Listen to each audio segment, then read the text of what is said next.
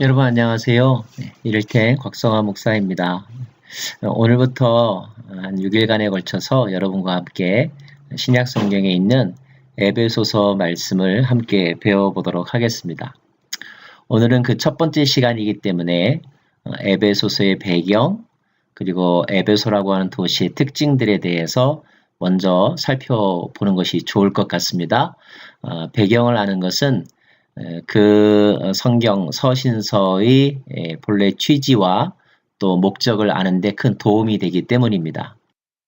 자, 먼저 에베소서의 주제가 되는 말씀을 뭐라고 말할 수 있을까요? 사람마다 여러 가지 말씀들을 이야기할 수 있겠지만 저는 특별히 에베소 1장 23절 말씀을 여러분과 함께 나누고 싶습니다. 그리스도로 충만하라.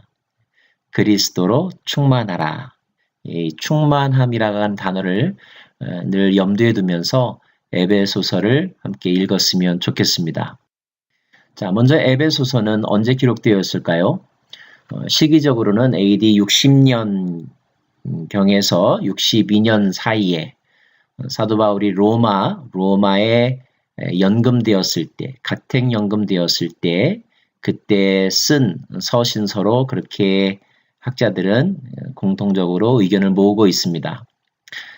흔히 이때 썼던 편지가 4개의 서신이 있다고 해서 옥중서신이라고 말을 하죠.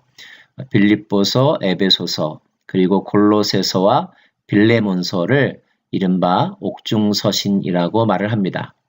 자, 로마가 어디인지 그리고 에베소라고 하는 도시의 위치가 어디인지 여러분 지도를 통해서 한번 확인해 보시고요.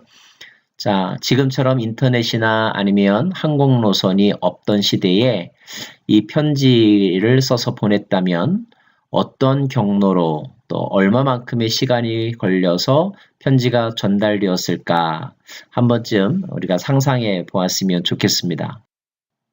자, 이 지도는 현재 에베소 지역 또는 주변의 지명들을 나타낸 지도입니다.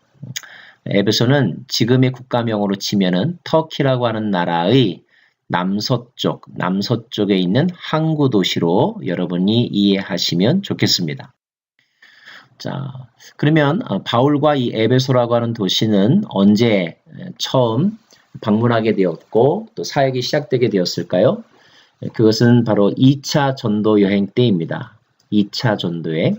사도행전에는 이른바 바울의 1차, 2차, 3차 전도 여행의 이야기가 나오는데 그 중에서 특별히 2차 전도 여행 때 바울이 에베소를 들렸습니다.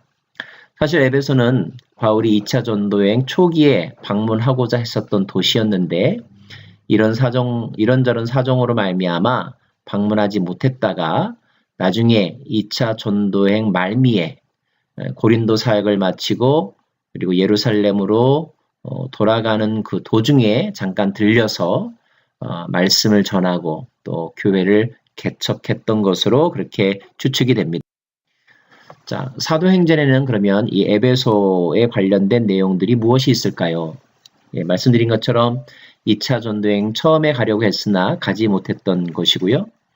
약 2년 후인 2차 전도여행 마지막 여정에서 바울은 브리스길라와 아굴라와 더불어 에베소를 방문하고 그곳에서 복음을 전하고 그 브리스길라와 아굴라를 에베소에 남겨두죠.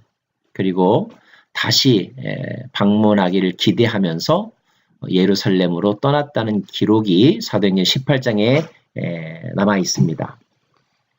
바울이 떠나고 난 다음에 그 에베소에는 아폴로라고 발음하죠. 아볼로가 그곳에 방문하여서 한동안 브리스길라와 아굴라와 더불어서 말씀을 가르치고 사역했던 그런 흔적이 남아 있습니다.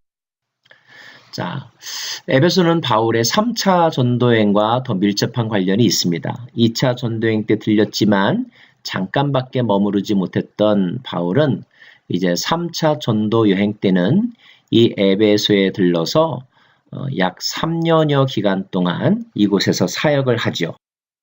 자, 그래서 3차 전도여행의 주 사역지가 에베소라고 말할 수 있고 물론 이 에베소에서 고린도 전서를 기록하기도 하고 또 고린도를 한번 방문해서 다녀오기도 합니다. 에베소는 바울에게 있어서 잊지 못할 도시인데 이 에베소에서 말씀을 전할 때 함께 모였던 12명의 사람들이 집단적으로 성령 체험, 성령 세례를 받는 사건이 일어납니다. 그래서 사람들은 이것을 에베소의 오순절 사건이다라고 이야기를 하죠. 베드로가 고넬료 집에서 말씀 전할 때에 성령 강림을 그곳에 모여있는 사람들이 경험했던 것처럼 바울도 에베소에서 말씀을 전할 때에 성령 강림 사건을 겪게 됩니다. 그리고 바울은 이 에베소에서 두란노라고 하는 사람으로부터 장소를 빌려받아서 약 2년 넘게 그곳에서 제자들을 양육하게 되는데 이것을 우리가 보통 두란노 서원 사역이라고 말을 하죠. 에베소에서 고린도전서를 기록합니다. 또 에베소에서의 사역은 매우 열매가 많아서 기사와 표적들이 많이 일어나고 전체 도시가 예수님을 믿고 그들이 이제까지 믿었던 허탄한 우상 숭배를 멈추는 일까지 발생하게 됩니다. 또 바울은 이 에베소에서 로마를 가야겠다라고 하는 꿈을 품기도 합니다. 저희가 개인적으로 생각하기에 바울에게 있어서 가장 잊지 못할 도시는 바로 에베소이지 않을까 그런 생각을 해보게 됩니다. 3년 동안 헌신적으로 목회했습니다. 사도행전 20장에 보면 겸손과 눈물로 많은 음모와 시련을 겪었지만 그러나 열정적으로 전도하고 또 모든 사람에게 본을 보이기 위해서 스스로 벌어서 사역을 했던 곳이 에베소입니다. 한때는 큰 폭동이 일어나서 이렇게 죽을 위협까지 느끼게 되는 위기를 겪기도 하죠. 하지만 하나님의 특별한 은혜로 또 그곳에서 이제 벗어나기도 합니다. 3년 동안 사역하면서 많은 제자들도 키우고 또 교회도 부흥하여서 어느 정도 조직이 이루어졌던 것 같습니다. 나중에 에베소 교회 장로들이라고 하는 단어가 나온 것으로 보면 일꾼들도 세우게 되고요. 또 그 장로들과 만나서 이별식을 했던 사도행전 20장의 말씀을 보면 매우 감동적이고 또 숙연해지는 그런 느낌을 지울 수가 없습니다. 바울이 떠나고 난 다음에는 에베소는 아굴라와 브리스길라 그리고 디모데가 사역을 하기도 했습니다. 에베소는 사실은 고대 아르테미스 여신의 본거지와 같은 곳입니다. 굉장히 큰 신전이 이 에베소에 위치해 있었고요. 여러분 이 사진에서 보신 이 신전은 예전에 있었던 아르테미스 여신전을 복원한 조형도인데 이 신전을 건축하는 데만도 약 120년의 시간이 흘렀다고 합니다. 보시는 화면은 에베소의 그 중심 도시, 그 도시 길 바닥에 깔려있는 모자익입니다. 혹시 자세히 보이실지 모르겠지만 매우 컬러풀한 모자익으로 이렇게 이루어져 있는데 이것은 이때 에베소라고 하는 도시가 그만큼 발전하고 또 화려하고 그리고 패션, 문화, 스포츠 이런 중심 도시였다라고 하는 것을 우리들에게 알려주는 그런 유물입니다. 보시는 그림은 에베소의 원형 극장을 이야기합니다. 사도행전에도 약 25,000명 정도 수용할 수 있는 연극장의 이야기가 나오는데 바로 그 장소로 추측이 됩니다. 자, 에베소서에서도 우리가 에베소의 그런 흔적을 느낄 수가 있는데요. 에베소서가 기록될 때에는 바울이 3차 전도여행을 마치고 로마 감옥에 있을 때였습니다. 아마 자신들의 도시에서 열심히 사역했던 목회자 바울이 로마의 감옥에 가택연금되었다는 소식을 들었을 때 에베소 교회 성도들은 매우 걱정했을 것이고 그리고 에베소 바울을 위해서 뭔가를 해야 되지 않을까 또 바울이 풀려나기를 위해서 기도했을 것 같습니다. 자, 이런 성도들의 염려와 기도의 소식을 들었던 바울은 그 에베소 성도들에게 편지를 보내면서 오히려 나는 지금 평안하니 너희들 걱정하지 말라고 위로해주는 그런 편지가 바로 에베소입니다. 그런데 이 편지에는 단지 그들의 걱정을 다독이는 내용뿐만 아니라 하나님에 대하여, 예수님에 대하여, 그리고 교회란 무엇인가에 대하여, 그리고 성도들은 어떻게 살아야 하는가에 대하여서 매우 일목요연한 교훈들을 담고 있습니다. 그래서 우리는 에베소서를 더 깊이 연구해 볼 필요가 있다고 말씀드리고 싶습니다. 이 편지는 두기고라고 하는 사람을 통해서 전달되었습니다.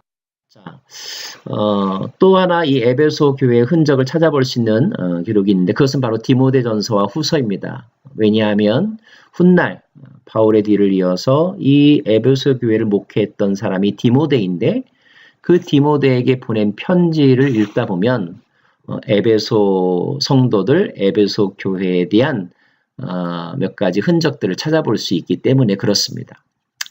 바울은 디모데에게 목회적으로 조언하기를 쓸모없는 논쟁에 휘말리지 말라라고 말하고 내 나이의 연소함을 업신여기지 말라라고 말합니다. 당시 초대 교회들이 대부분 그러했듯이 에베소 교회도 교회 안에 여러 가지 논쟁들, 그런 말들로 인하여서 분열의 위기, 또 갈등들을 겪고 있었던 것 같습니다. 또 어떤 사람은 잘 신앙생활하다가 신앙을 저버리고 떠난 사람도 있는데 후메네오와 알렉산더와 같은 사람이 바로 에베소 교회의 지도자 가운데 한 사람이었습니다.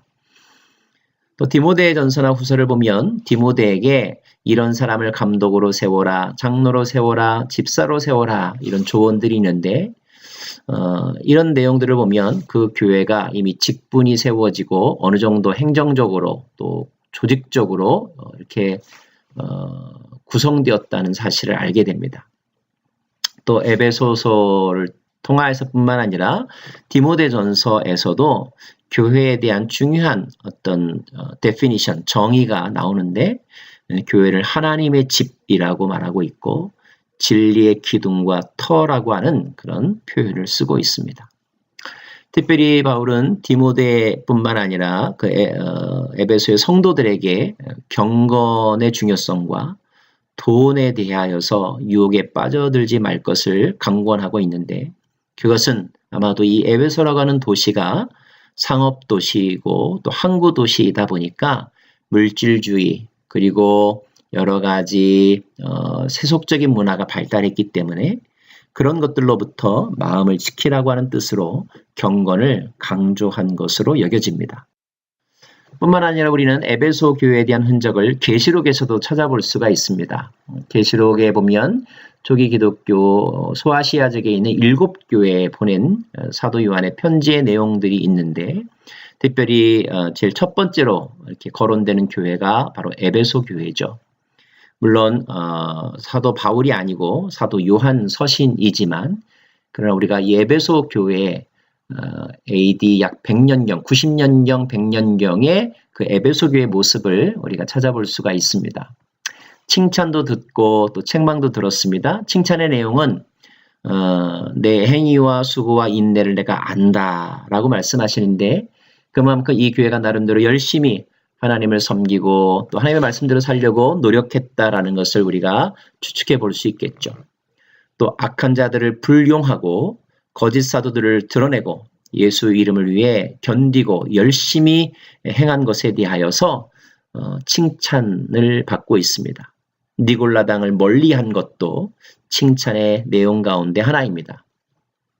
하지만 에베소 교회는 또 책망도 받았는데요. 그 책망의 주된 내용은 첫사랑을 버렸다라는 것입니다. 그리고 이 첫사랑을 버렸다라고 하는 책망이 워낙 너무나 크게 다가와서 아마도 후대 사람들은 에베소 교회를 잘 기억하지 않는 것 같고 또 많은 교회 이름 가운데 빌라델비아 교회도 있고 또 다른 교회 이름들도 많이 쓰지만 에베소라고 하는 지명을 교회 이름으로 쓴 교회는 별로 없는 것 같습니다. 아마 첫사랑을 버렸다라고 하는 그 책망이 너무나 크게 다가왔기 때문이 아닐까 그렇게 생각합니다. 그래서 에베소 교회에 대한 책망과 더불어 중요한 권면은 회개하고 예수 그리스도에 대한 처음 사랑을 회복하라는 말씀이었습니다. 자, 어디 에베소 교회뿐만이겠습니까? 사람도 그러하고 또 교회도 그러하고 어느 시기에는 칭찬을 받기도 하고 어느 시기에는 책망을 받기도 하죠. 예. 책망받았을 때 모습에 대해서는 우리들이 닮지 말아야 하고요. 그러나 칭찬받았을 때 모습에 대해서는 그 대상이 사람이든 또는 교회든 또는 국가이든 왕이든 우리가 우리의 신앙생활의 모범으로 삼고 또 그대로 따라하기를 노력해야 할 것 같습니다. 이제 앞으로 우리는 에베소서 6장밖에 되지 않지만 이 에베소서 말씀을 함께 배워보려고 합니다. 한 절 한 절 읽으면서 여러분 중요한 교훈을 꼭 붙잡으시기를 바라고 또 교훈을 깨달을 뿐만 아니라 현재 우리가 섬기는 교회에 대하여 또 교회를 섬기고 교회의 구성원이 된 자기 자신에 대하여 그리고 이 세상 속에서 우리가 어떻게 참된 교회로 살아가야 하는지에 대하여서 변화를 경험하는 은혜가 있기를 바랍니다. 함께 한번 오늘은 기도하겠습니다. 하나님, 에베소 교회를 묵상하게 해주심을 감사드립니다. 에베소서를 통하여서 하나님께서 이 시대에 우리에게 주시는 말씀을 듣게 하여 주시고 우리가 섬기는 교회가 에베소 교회와 같은 에베소 교회를 뛰어넘는 아름다운 교회, 건강한 교회, 그리고 하나님에게 칭찬받는 교회 되게 하여 주십시오. 예수님 이름으로 기도합니다. 아멘.